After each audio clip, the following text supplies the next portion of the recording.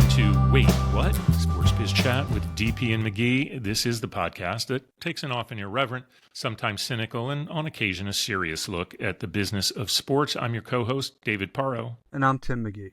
Well, I trust those that make up our U.S.-based audience are readying for a great July 4th holiday weekend. This is the first time I've been stateside in a couple years, so I'm pretty psyched about all that. But I'm going to throw it over to you first, Tim, and ask what's on your mind. Do you remember the significance of June 17th, 1994? Well, no, but I think there is significance. Yes, it was. They made a 30 for 30 about it. It was the day of the O.J. Simpson slow-speed car chase. Arnold Palmer teed off for the last time at the U.S. Open. Knicks and Rangers were in their respective finals. It's a pretty significant day in the world of sports and culture. It's also my mom's birthday, so I should have just said that. But yes, yes, absolutely. Anyway, yesterday was probably not as significant, but there was a lot of stuff going on in the world of sports and culture yesterday. Happy Bobby Bonilla Day to you, my co-host. Why, thank you. Why, thank you. I'm sure there are indeed a lot of people, maybe just not at the Mets, that are celebrating that day. One of my friends actually mentioned that because they deferred his contract, they were able to sign Mike Hampton. When Mike Hampton left, they got a draft pick, which turned into David Wright. So these Met fans have added to the significance of it. But there was a lot of other things that go on July 1st, Bobby Bonilla Day being one of them. Second was Debbie Harry's 80th birthday. Wow. Still looks phenomenal. Yep. Debbie Harry, the lead singer of Blondie. We do need to make sure that, because to us that's a no-brainer, but to our younger audience, that's maybe why they do I mentioned need to. Who Debbie Harry was. You want to explain who Blondie was? No. Blondie was a very popular post-punk new wave group out of New York back in the 70s. Had some big hits. Call Me, which was from the American Gigolo soundtrack. Heart of Glass. Rapture, which is one of the first, if not the first, sort of mainstream bands that did a rap song. It's also in 1984 the first day that the motion picture industry used the PG-13 rating. Big day. Big day, July. Wow, is this going to be a new feature, by the way, that each day we record or the day after or whatever the case may be, you're going to do the historical search on it? I just thought it was just such a confluence of events. And then more recently and more germane to the title of this podcast, yesterday was the day that universities could start paying their student athletes. We might want to change that moniker and start calling them athlete students at this point.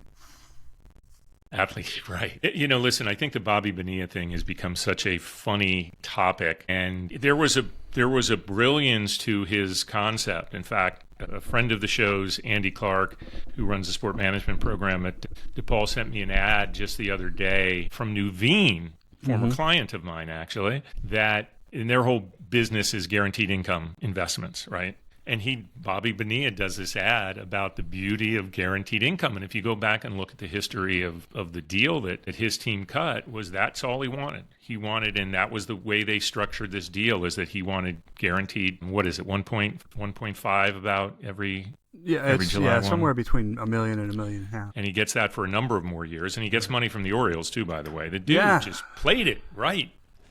His agent, and I forget who it was, really set up his client for life. I'm going to ask you a trivia question, which I know you're not going to know because I had no idea. But do you remember what the first movie was that got the PG-13? Jaws? No, it was 1984. But that probably would have gotten it at that point. $1.9 million he gets every year. Oh, altogether. Nice. Yeah. I never would have guessed this unless I heard it was Red Dawn, the original Red Dawn. No, definitely would not have guessed that. I think we as a nation owe a debt of gratitude to Patrick Swayze et al. For keeping us safe from those damn commies. All right. Okay. You did trivia. You did Bobby Bonilla Day and other references. Is there another big lead you want to go with, or are you passing along? No. I'm handing it off to you.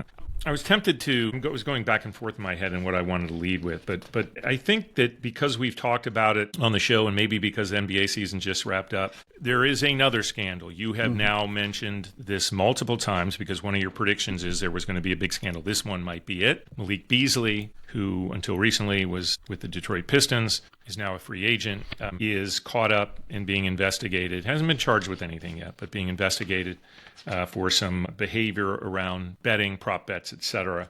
And based on what I'm seeing and some of the the stats at weird times, it doesn't look good. And you compound all this with the fact that he has had so many people come after him, including his former agents. He had a dentist that was able to garnish his wages because he hadn't paid a bill that was like $34,000. Now, this guy, Malik Beasley, had on the table a rather significant $42 million 3-year deal from the Pistons that's now been rescinded. And I'm not sure why they can't pay their dentists. And that's one of several people that have gone after him for unpaid bills. They get dental insurance as part of the CBA?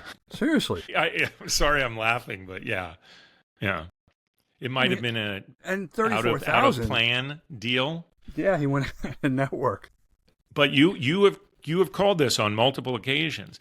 And I go back to the thing that you kept bringing up, which was one of the more, I think, I'll just say it now. I think I've said in the past silly, but maybe stupid comments made by a commissioner. And we have great respect for Adam Silver. But to say that he's not worried about this because the players make too much money, and I just quoted the number that was on the table for Malik Beasley, that is no longer there. And yes, they make a lot of money, but that doesn't mean these players aren't going to get into some issues for potentially a variety of reasons. What I also found interesting about this whole story is this goes back to his time with the Bucks, whom he played for in the 23-24 season. And the game in question was in January of 2024, so a year and a half ago. And we're just hearing this week. So what I would love to know is how soon after that game the investigation started. Because if it takes a year plus for them to identify this unusual activity on the betting side of things, that doesn't bode well for policing this thing. I tend to think that we're just now hearing about an ongoing investigation that's probably been going for quite some time. But I would love to know when that investigation began. Yeah, but the authorities are being clear to say, and his agent, of course, now that nothing's been charged. But I think you're probably right. At the same time, there haven't been charges, so I don't have any reporting that says how long this investigation has been going. Yeah, the one game that I read about, I think the over-under on the number of rebounds was 2.5, and there was unusual betting activity on the under, and he wound up getting 6 rebounds in that game. I don't know. Does that mean that? Well, I saw one where it was an over-under. I don't think it was an over. It was a line situation, and he gets a rebound when they had clearly lost the game. And darts down with no one contesting him because there was no reason to contest him. He goes down and dunks the ball, sprints as fast as he can to get down before the buzzer goes off. And I thought that seemed a little odd. Yeah. To put the number where it needed to be on that. It does not bode well for him. I think what we have seen is, now this is a higher profile player than J.J. Parker. I wouldn't say he's a superstar, but he was somebody who the team was willing to give a significant amount of money to. I always, whenever I read about these things, I always think to myself, does this qualify as the scandal that you and I have discussed? I think I gave you a bit of an out on that, meaning there's some options here. And that is there a certain number that hit, whether they're super huge or not? And now this is the third time we've spoken of this. Well, that old saying, 3 points make a trend. There you go.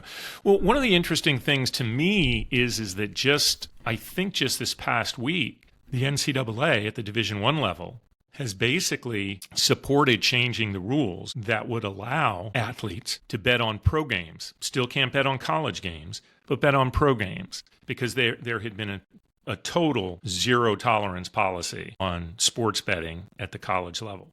And that's now changing. So you have that, and then you have this news. And again, it's just, it's a very slippery slope thing is probably an overused term, but these are slippery slope issues. Absolutely. And I think, it's not a direct analogy, but when you look at some of the rule changes in baseball, for example, major league players were grandfathered in, but at a certain point they disallowed chewing tobacco among their players, and that started at the minor league level. When you look at the rule changes like the pitch clock, start at the minor league level. And so what it does is it conditions these baseball players for what it's going to be like if and when they get to the majors. Well, what we're telling these college athletes then is you can bet while you're in school on pro basketball, but that once you get out, you can no longer bet on it.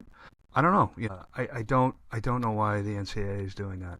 What's next for you? Well, the FIFA Club World Cup is continuing to go on, not without controversy. For example, 𝗬𝘳𝘃𝗍𝗂, who's the manager of Chelsea, in a post-game press conference the other day when talking about the number of weather delays that there were, called it a joke. He subsequently walked back his comments, said he didn't mean to suggest that the competition itself was a joke, but it was a joke that there were so many weather delays. Well, in this time of year in this country, that's a possibility in a lot of different areas, regions of the country. Now, this is a little bit earlier than, well, no, it's actually the same time period that the World Cup's going to be. Yeah. So, I think it's just a fact of the time of year in the United States. I do understand that these players, right, when they sit for too long, they get stiff, and then they have to, obviously they have to get ready to go back in, and it might affect substitution patterns and strategy and things like that. But of all the things to go after about FIFA Club World Cup, weather to me is a bit of an odd thing to talk about. Yeah. Well, we've been a little tough on Club World Cup, of course, here on this podcast. The Atlanta game featuring Inter Miami and PSG did draw over 65,000 to see PSG utterly destroy Inter Miami for zip, which of course led a lot of people to just say that this is, there's a long way to go. Let's put it that way. But PSG was UEFA Champions League champions this past year and kind of sailed through that. And there was a great match against Liverpool at one point that booted them out of it. But they're great. They're an exceptional team, and they manhandled Inter Miami. Yeah, when you look, the cream is starting to rise to the top as we get into the quarterfinals on Friday and Saturday. You've got Chelsea, PSG and Bayern Munich should be a great match. Real Madrid, Dortmund, another one on Saturday. But then you got Al Hilal, who beat Man City yesterday. Right. Pretty cool match. They'll be playing Fluminense, and then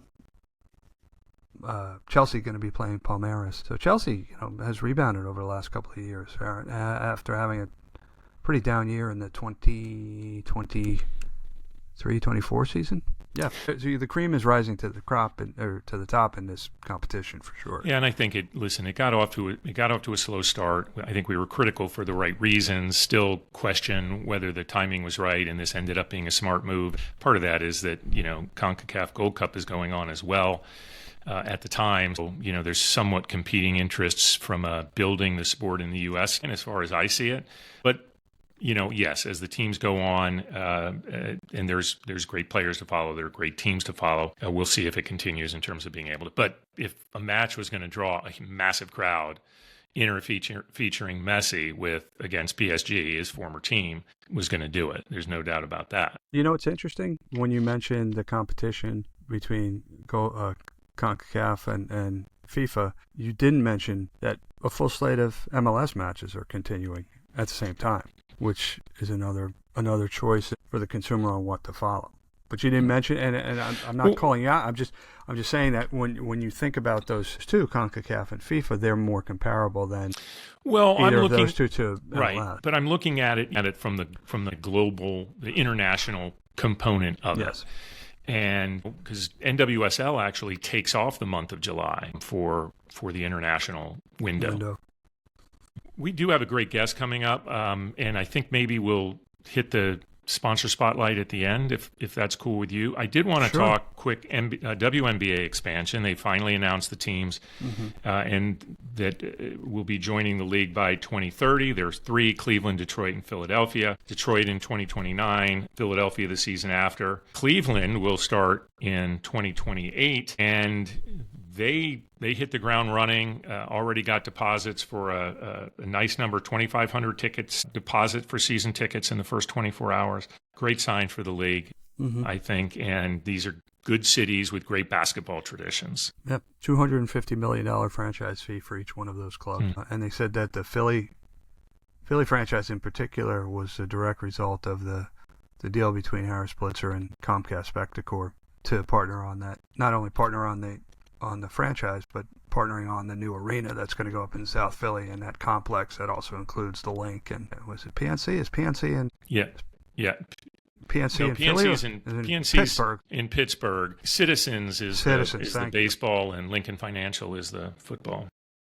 I got to have, keep some degree of Philly creds, don't I? I would say so. So we ready to take a break? We could, or we could try to bang it out now, our sponsor spotlight. So let's do a sponsorship spotlight. There's a couple of big things in the news. I know you've got one. I've got a couple. The Nationals signed AARP as their new sleeve sponsor. I believe 𝗬𝘂𝗿𝗄 represented AARP in those negotiations. Interesting insofar as the league is continuing to try to age down its audience, but obviously AARP must have seen a good not only brand fit but audience fit as well. So that's a nice deal for the Nationals. And then Live Golf continues to add sponsors. MGM Resorts will now host some live events, not necessarily tournaments, but other league events as they come on board as a sponsor. Interesting, I read just today, Scott O'Neill, CEO of Live Golf, wasn't exactly optimistic about a merger between the PGA Tour and Live. So maybe things are changing. He said he was planning on speaking with Brian Rolapp at the Open Championship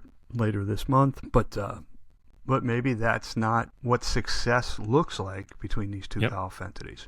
I agree. I think that the picture may be very different than what we thought, and it could be these standalone tours that fit whatever the need of the athlete is, and that they'll be playing in the majors collectively and in the various international competitions such as President's Cup and Ryder Cup. And that may just be a fine thing. I think with with having Scott there and the heft that they have both money-wise and I think now management-wise, they can go this direction. They know how to bring sponsors in, and they could position this thing and brand this in a way. They haven't been able to drum up that much support from a TV side yet, a viewership side, but they have some exciting players. It would be nice to see those players consistently playing well, but I think they may have some things going in its favor that at least keep it going this way, and as they build the brand, they might be able to go. Listen, on the AARP deal with the Nationals, AARP is obviously an organization that needs Washington quite a bit. It's a lobbying effort. Being in Washington, D.C. with the sponsorship, that visibility and the benefits that come with that is a great move for them.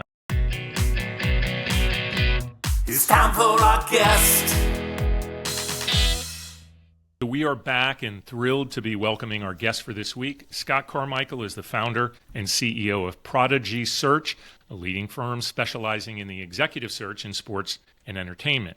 Now, before launching and building Prodigy, Scott had a more traditional career in the sports marketing field with leadership stints at the LA Kings, the NHL, and ANC, the digital media firm mostly known for its signage system at sports venues. I also need to note, Scott, that you are a graduate of Loyola Marymount, my father's alma mater, and I think that's pretty cool. That's awesome. Welcome, and thank you for joining us. us. Thank you. I'm honored to be asked. So I appreciate you and Tim inviting me to come on. All right, we're going to just go ahead and jump right into it. You are almost 18 years into running your company. What would you say are the biggest changes to the search field since you began nearly 2 decades ago? Well, it's interesting because it's really become a pretty crowded space, which is makes us fight and claw and scratch every day. But when I started in 2007, really there was 𝗬𝘂𝗿𝗵𝘁, whom you probably know, and what she had done at Teamwork, done a phenomenal job and built licenses for leagues and teams and so forth, and Turnkey, 𝗬𝘪𝘵, and I'm simplifying that in terms of a boutique side of the business. So really 3 of us. For the most part, and clearly there were the large global firms from Korn Ferry and Spencer Stuart, etc. And now, I mean, look at it, 17 years later, there's a number of different people in the research world. I mean, and the consolidation and mergers of such, where you had Nolan Partners, who originated in the UK and like some others came over here to the US. Well, they a couple of years ago were acquired by Excel, obviously the large agency, and then CAA has had a search division for a number of years, but the leveraging that they put up against their other business units. Recently, Elevate and what Elevate's done, and across their different verticals as well, talent. And then there's a handful of others that might be sole proprietors and so forth. So it's clearly, got crowded and more competitive, but I'm a competitive guy and I like to go out and fight and win. We don't win them all, but we certainly have been fortunate to win our fair shares. And then the other thing I'll say is that another area that we compete with is a lot of organizations, teams, agencies and others, but mostly teams, have hired their own, have really expanded their internal talent acquisition groups. So where you had the traditional HR discipline handling, some of the recruiting and giving it over to their hiring execs. Now it's not unusual to have 2 or 3 or 6 or 10 talent acquisition recruiters within an organization. And so when an owner or executive has invested in building that out internally, for them to justify going out and bringing in an executive search firm is understandably a little tougher to justify. So it's changed a lot in that regard, but we've been fortunate to keep doing well after almost 18 years. So what was the impetus for you to start Prodigy? You were on a great trajectory with your career, with, I guess, what could be described as more traditional sports properties. What was the impetus? What drove you to start Tim, Prodigy? I get asked that question quite a bit, and I just kind of morphed into it, to be quite frank. So David, as you mentioned, I was at the NHL for almost 10 years, and I went to go over to ANC Sports really to help 𝗬𝘃𝗿𝘃𝗿𝗵𝘁, the principal there, who was a good friend. You kind of build. Past guest, by the way. Past guest. Nice.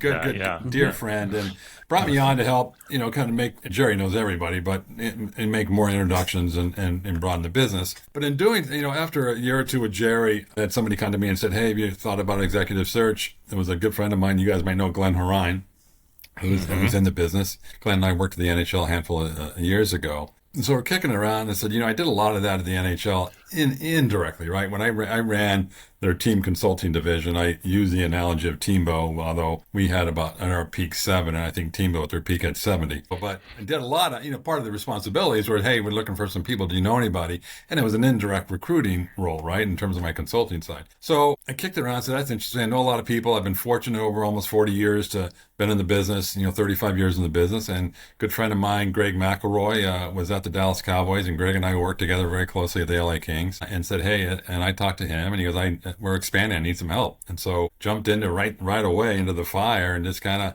it got rolling. And another good friend of mine, Marty Greenspun, who worked with Greg and I at the Kings, was an executive at the Yankees, and then he too gave us a couple projects. So we were lucky enough to have the Dallas Cowboys and New York Yankees as our first clients, which didn't stink, and just were able to grow it, through a strong network. Tim, Scott just reeled off a who's who list of nice guys in the business that you might have to note on your Friday posts. No, I mean, you'll have to add the sound effect, because the names that he mentioned were... I'm not a name dropper, so I didn't mean to... No, you're not. No, we know that. No, but listen, our guests never name drop. They drop names, but they don't name drop. They drop impressive names of good people that are leaders, but they can do it because it's absolutely credible. We, on the other hand, completely name drop. You both have been highly successful executives in our business. I was just telling David Beckham that exact thing. No, my point is that those people you name, not only are they nice people, they are just industry legends.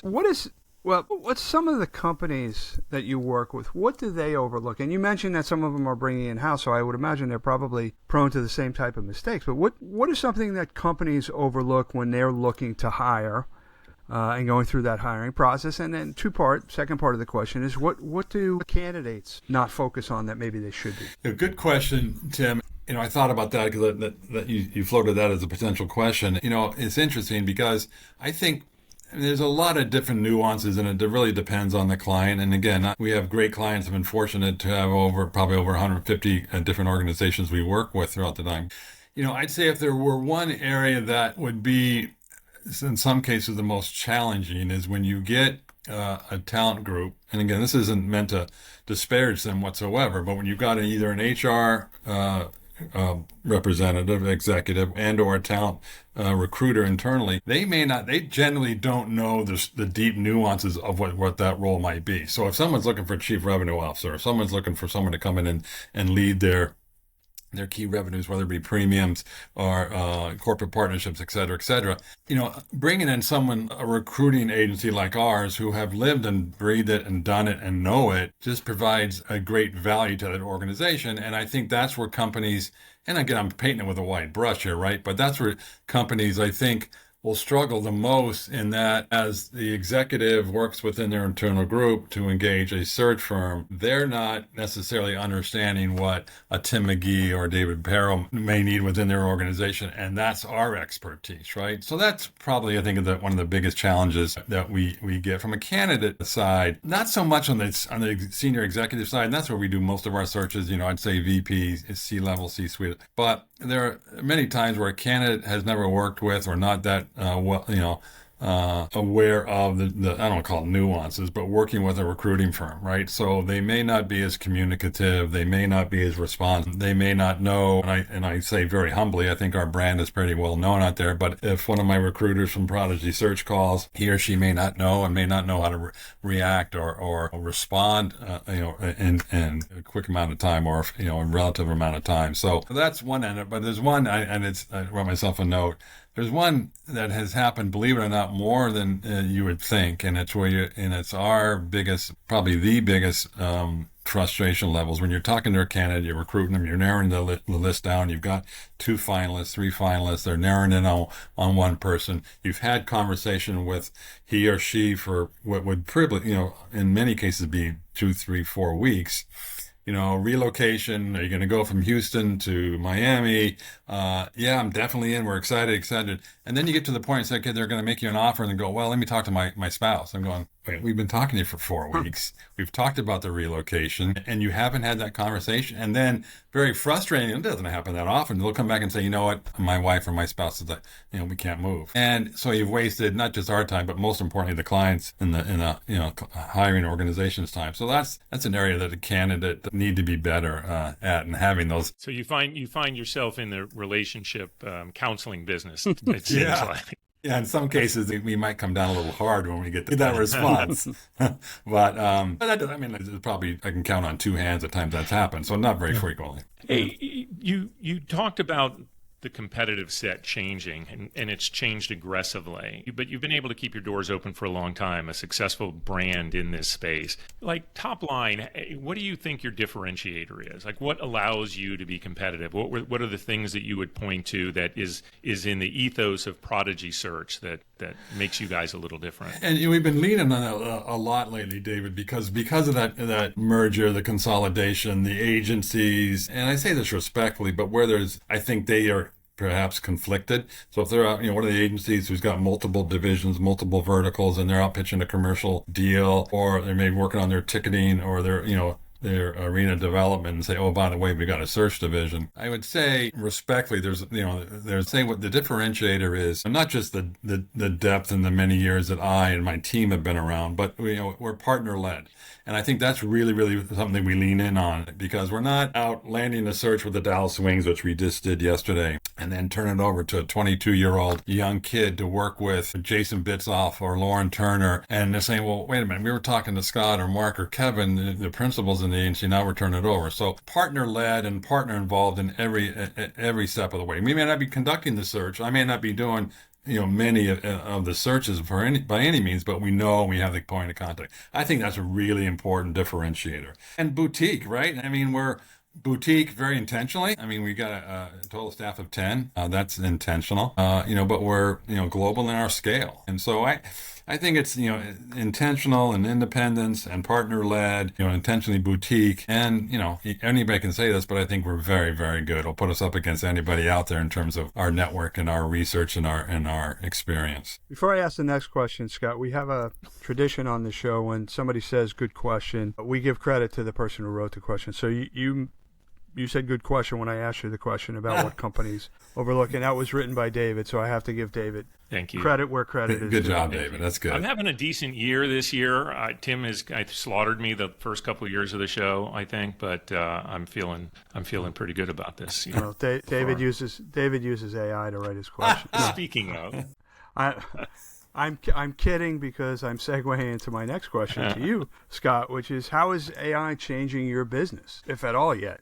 Tim, I get asked that, and we run across that quite a bit of late, right? Not just with some questions that may come up from candidates or clients, but things you may read about how, especially I get sensitive to it when you say how AI is changing the recruiting business and how AI will eventually kind of, weed that out. And I'll say first and foremost, AI doesn't have that personal one-on-one touch. You've got to have that human connection. And I don't want to sound like an old guy who's in his mid-60s and saying, I'm not embracing technology. But in our world, and I said it earlier, we're one-to-one. We touch the individuals. We touch them daily and multiple times a day. And AI doesn't do that. Now, Do we use AI to help us in areas, whether it be some research, whether it be frankly, some putting together and enhancing our profiles or documents we may share with the candidates or clients? Absolutely, because everybody's doing that, and it's amazing the output of all that information you put in and where it comes out. So clearly using it more and more and more in that regard. But I would say, and again, I'm speaking very narrow in terms of what we do day to day. It really hasn't changed it. I'm not naive to think it won't continue to evolve, and we will have to pivot and evolve as well, but really not a factor in terms of the one-on-one recruiting that we're doing. Yeah. Different than the scanning tools, say, that the big giant platforms and job boards are using to scour through thousands and thousands of resumes to look for the keywords. And those are just aggregators, right? And then it could be a candidate, or it could be clients searching LinkedIn and all the other places for it. Again, that's the tech and the aggregator, not the human touch. So looking kind of down the road a few years, put the lens of just looking at the industry as someone that deals with hiring and trends and so forth. Where are there going to be opportunities? What are going to be the hot, the areas of this business down the road? Do you see any changes happening there for people that are either thinking about getting in this business now or already in it and wondering what the future holds? Well, I think there's a lot. The industry's evolved so much, and you guys certainly have been around and know it and see it too. But, there's a lot of different variables that I think will continue to evolve and expand opportunities and expand our business as a whole. And that's private equity. The influx, as you guys know and everybody sees, it seems like every day there's another entity that has put together a pool and an investment. But with the private equity, whether it's Arctos and you see a number of these that own a number of different properties, right?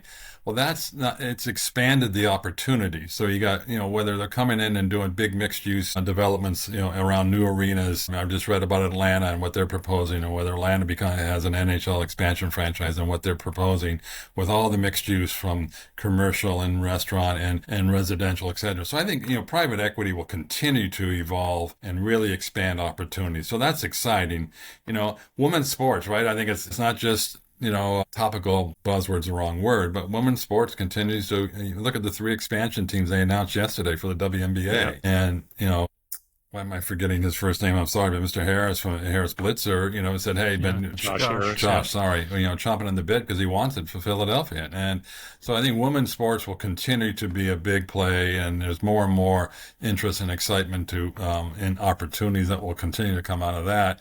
As I mentioned, we just picked up 3 new projects with the Dallas Wings, and what, the excitement they've got with their new arena and practice facility, of course, Paige Beckers and so forth and so on. So I think, and again, and then one that continues to, and it is not necessarily new, but I think, data and analytics, whether, and we talked about AI, but I just mean so many different franchises, both on the performance side, the field, the court, and where, analytics comes into play, but analyzing the revenue streams and analyzing the industry and analyzing so much, and those roles have become very, very needy and popular as well. So I think that's where it's going to continue to roll and evolve. But is this your question or mine? Well, I asked the last one, but yeah, so then it would be mine. Scott, Prodigy was named a finalist last year at the SBJ Best Places to Work. Especially given the industry that you're in, what does that mean to you as somebody who's leading the company?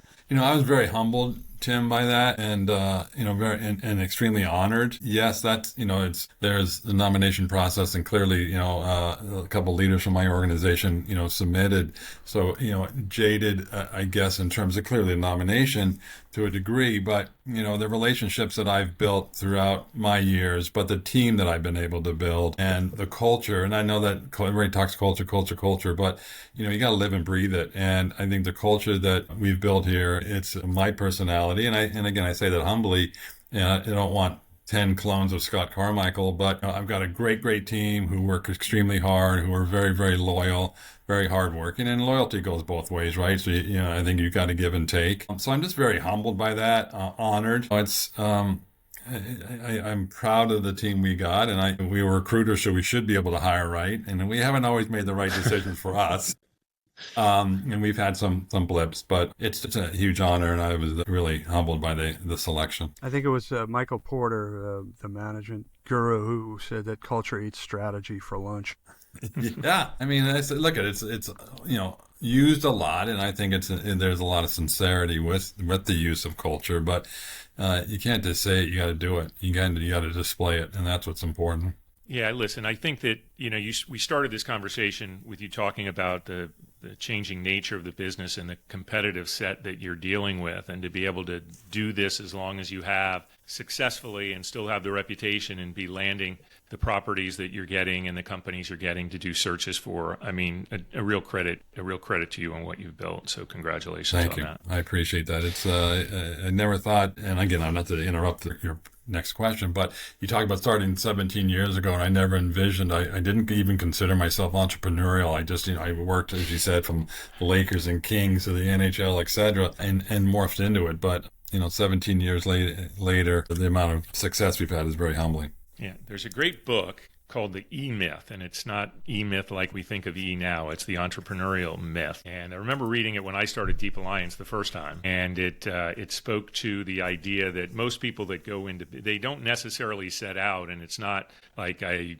only can be an entrepreneur because I can't work for anyone and I'm this, singular genius. It's because you have an expertise, you have a desire, maybe you want to try a change and you go that path, and kind of the way you have to go about to do it. And I'm guessing that if you ever were to read that book, you'd find that you followed quite a few of those things, Scott. Anyway, all right. Go ahead. I'm sorry. Now I was just going to launch into our final set of questions. Perfect. Which is the way we close every episode or guest segment. So we have two questions for you. And we've talked a lot about what your history was, but we ask this first question, which is, where'd your career get started? Where'd you start it?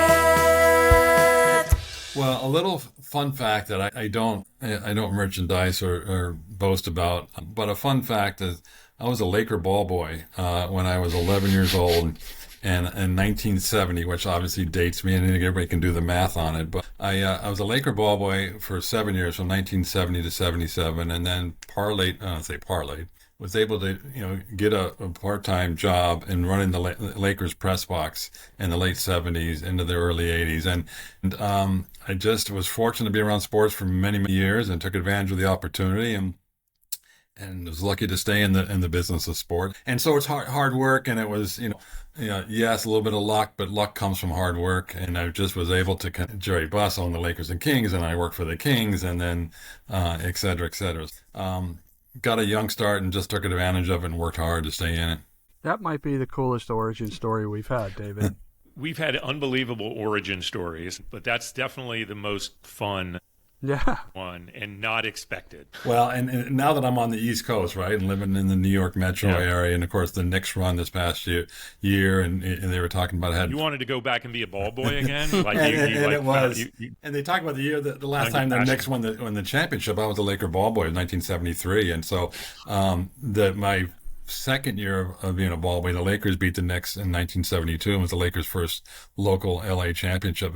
But they played the Knicks 3 years in a row. So a lot of flashbacks as it relates to the Knicks run this year, and back to the last time they won their championship. It's pretty cool. Yeah. All right. And the final question, this is, you're dealing with people in this business all the time, but one piece of advice you'd give someone looking to break into the sports business. It's like, David, it's like when I got in, I had an opportunity where the door got open, the door got cracked, and I got my foot in the door. And as you guys know, this is a great industry, but there aren't, a ton of jobs, and everybody wants to work in sports. And yet, how do they get started? I got my foot in the door and took advantage of it and worked hard. And if you have that opportunity and can get lucky enough and use a network or use a connection and get an introduction, and whether it's getting an internship or it's a post-grad role or it's a game night opportunity, or wherever you get that type of exposure, take advantage of it. Don't blow it. Don't take it for granted. And I'm not being an old guy painting the new generation of these entitled young professionals who think they deserve that. Quite the contrary. Someone's not going to ring your doorbell and say, here you go, you got to work hard on it. And as they grow, use a network. You guys know, network. It's how I built my business. So if you get your foot in the door, you get a job, you want to stay in the business, build those relationships and build that network and take advantage of that network throughout your entire career. It'll lead to success for sure. That's great. Great stuff. We appreciate that. We have been wanting to discuss this important part of the sports business. We don't normally talk about things like search, but it is an important element of our business. So it was wonderful to have you on to help talk through it. Well, again, I'm honored. It was my pleasure, and I really, really appreciate you guys reaching out and inviting me the opportunity to talk for a little bit. Of course. Thank you for coming on, and hopefully you have a fantastic 4th of July in beautiful New Jersey. You as well. Thanks again. Appreciate it.